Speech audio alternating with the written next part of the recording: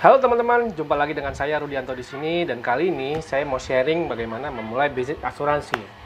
Oke, nah ini saya mau sharing apa yang saya alami selama ini ya teman-teman. Siapa tahu pengalaman ini bisa berguna buat teman-teman yang lain. Oke, bisnis asuransi ini pertama adalah kita perlu mindset yang kuat. Pertama kita perlu mindset yang kuat kenapa kita ada di sini gitu. Why?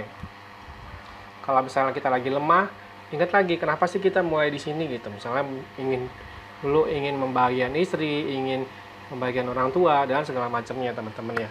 Nah, mindset kita ini akan menentukan langkah kita ke depan teman-teman. Mindset kita benar, maka tindakannya benar. Makanya saya bilang bahwa di bisnis ini adalah 80% mindset dan paling 20%-nya soal skill teman-teman.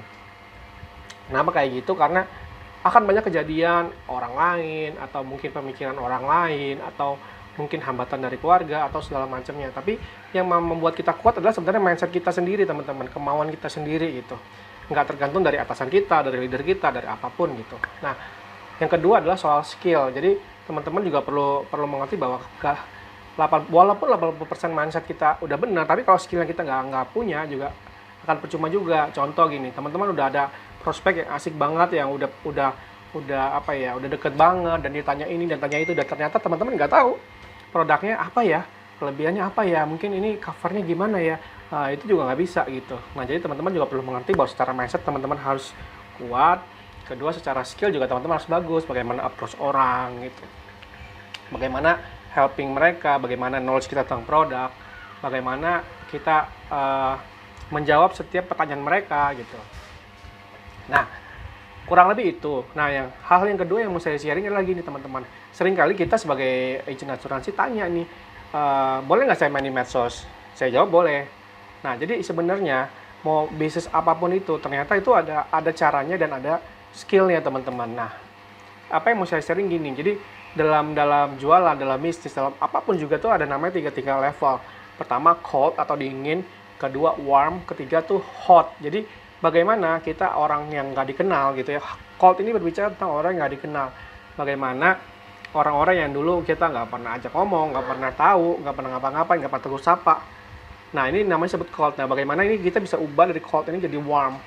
Caranya gimana? Kalau di bisnis sosial media atau di bisnis kita bisa telepon, bisa tanya, atau mungkin kita main Facebook atau main Instagram atau main Twitter atau apapun, bisa lihat mereka posting apa, kita bisa komen, bagus tuh ya, itu gimana caranya. Nah, bikin yang bukan cuma keren bro, jangan gitu doang, tapi bagaimana kita bisa engage ke situ gitu.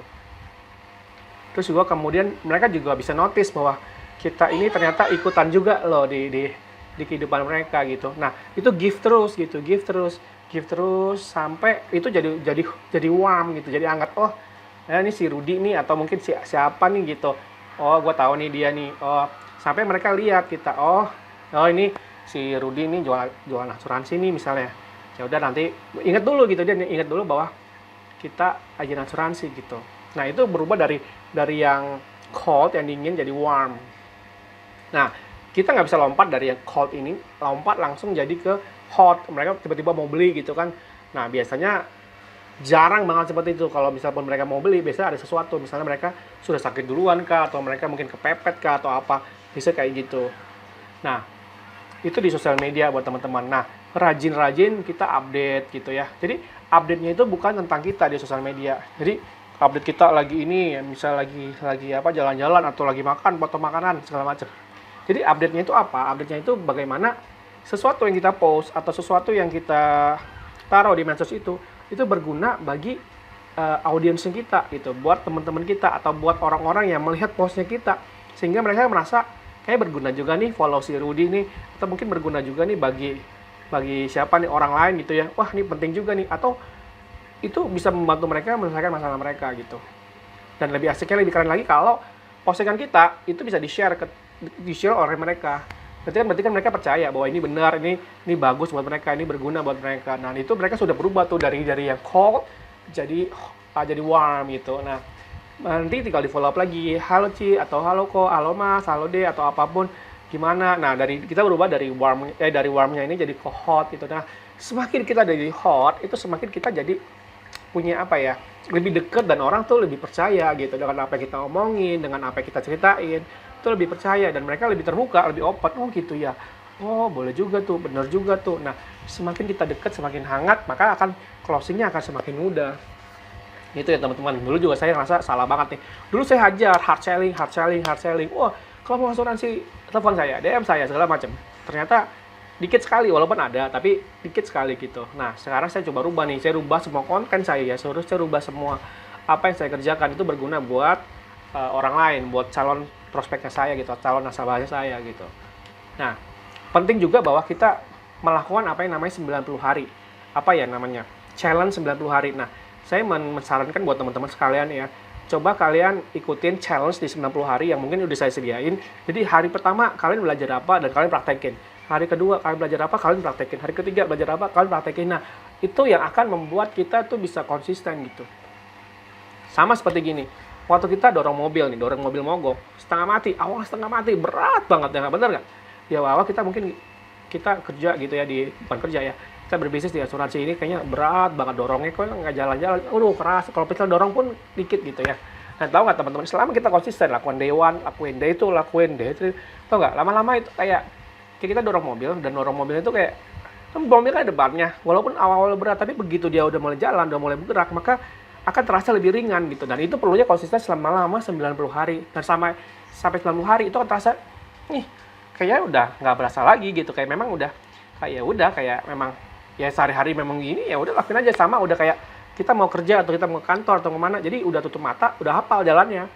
Nah kurang lebih seperti itu challenge-nya, dan teman-teman saya saranin untuk ikut gitu. Oke ya. Terus bagaimana kondisi atau apapun ya, jangan sampai ya merusak kondisi kita gitu. Kita bisa memilih mindset atau kondisi atau apapun yang respon yang kita terima gitu ya. Kita tentuin responnya gitu buat orang, bukan orang lain. Ada orang tolak, it's okay gitu, nggak masalah gitu. Mungkin dia belum butuh, atau mungkin dia lagi nggak punya duit, atau lagi apa. Jangan sampai main feeling, main apa, karena gue nih atau apa nih. No. Nah, itu nanti ada juga di challenge 90 hari itu.